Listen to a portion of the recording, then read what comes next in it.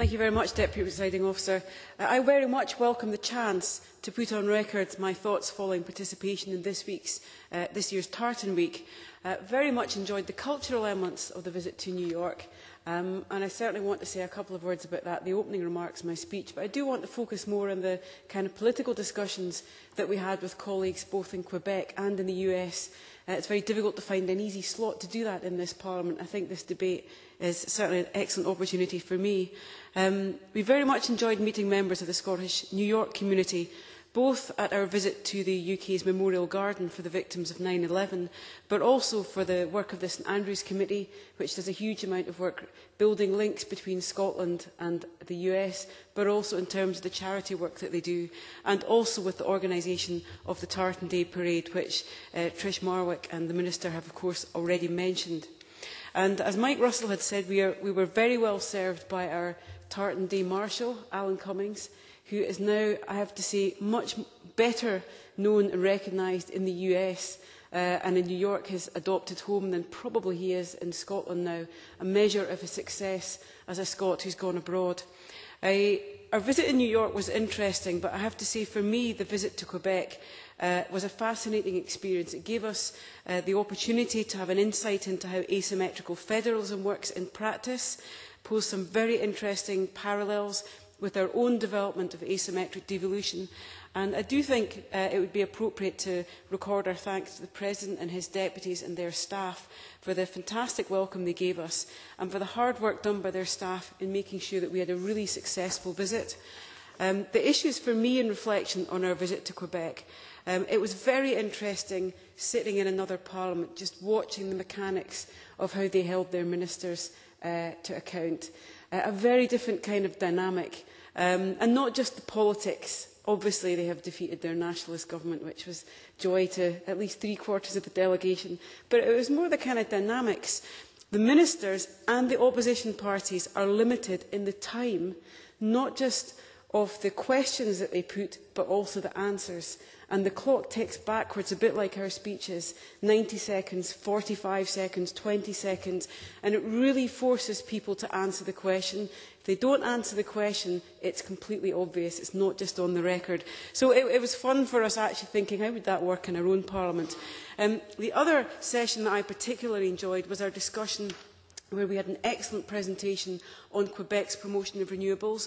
Quebec, like Scotland, has some fantastic natural and geographic opportunities. And I have to say, I expected them to be doing what we're doing in promoting marine renewables, but actually that's not their focus, and when you talk to them you understand why.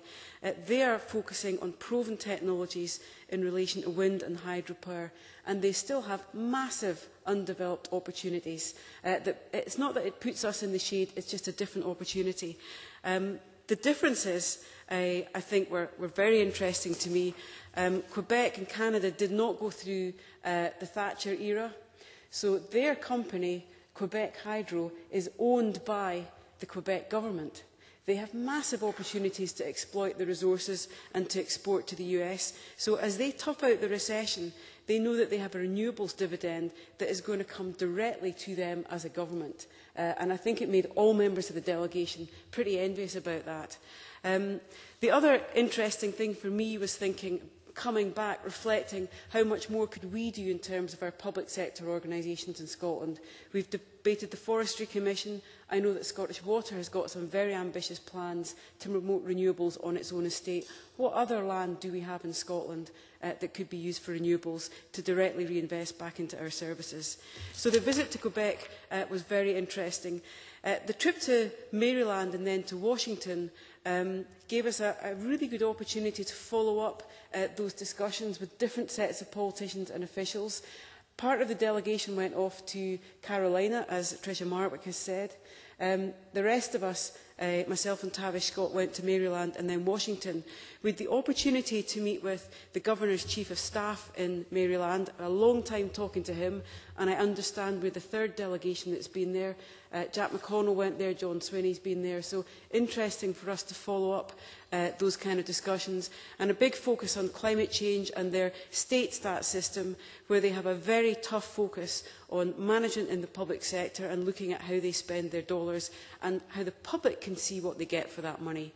The journey we took by train through the state gave us a really good snapshot of the physical evidence of the economic restructuring they've gone through, and we were privileged to get an hour of Governor Martin O'Malley's time. Our visit to Washington was fantastic. We met US business leaders where we discussed climate change with them.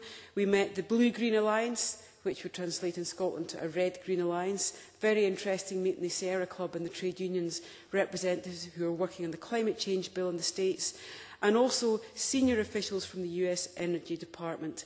And there, I think, some of the most stark differences.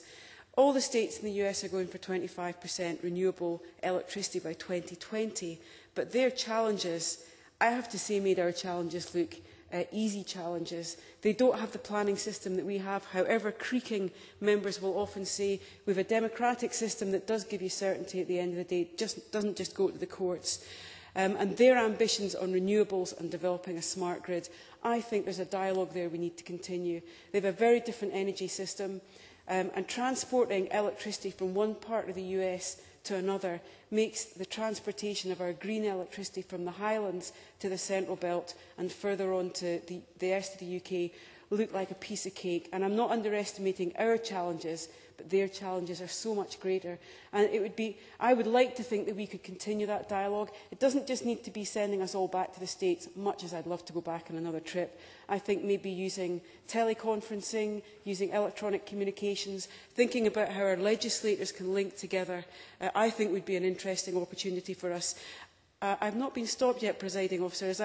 I have 20 seconds to go? Are you being lenient on us today? I can give you 20 seconds. Many thanks. I'll watch the clock ticking down. Okay, that's great. I knew we had slightly more time in today's debate. I think the other big lesson I picked up from the States was looking at Obama's climate change ambitions and fiscal stimulus package. They're in a different place. There isn't the same acceptance of the need amongst everybody in the States. The business community are not in the same place as CBI Scotland, for example, who see the challenge but also critically see the opportunity. And I think it's different in the US. And I think our experience of how business has been brought on board to tackle climate change is something they could learn from us. But there are other things we could certainly learn from them. Certainly the Minister will be delighted to know that I have found yet another country where they give domestic tax breaks to people putting energy efficiency measures in place. And finally, the chance to meet with Congresswoman Kathleen Castor's office to talk about how, as a Congresswoman, her staff will be working through the legislative process on their climate change bill and what the work they're doing to prevent her constituents from foreclosures in Florida. Fascinating. A privilege to be part of the delegation. Very much enjoyed the opportunity. And I suppose I'd finish on Tris Marwick's point. I do get the sense that we could make more of some of these visits, both in terms of Team Scotland when we're there, but also reflecting on it when we come back and thinking about how we broaden those links, and not just on a personal basis, but institutionally, how we develop those links. Thank you very much, Presiding Officer.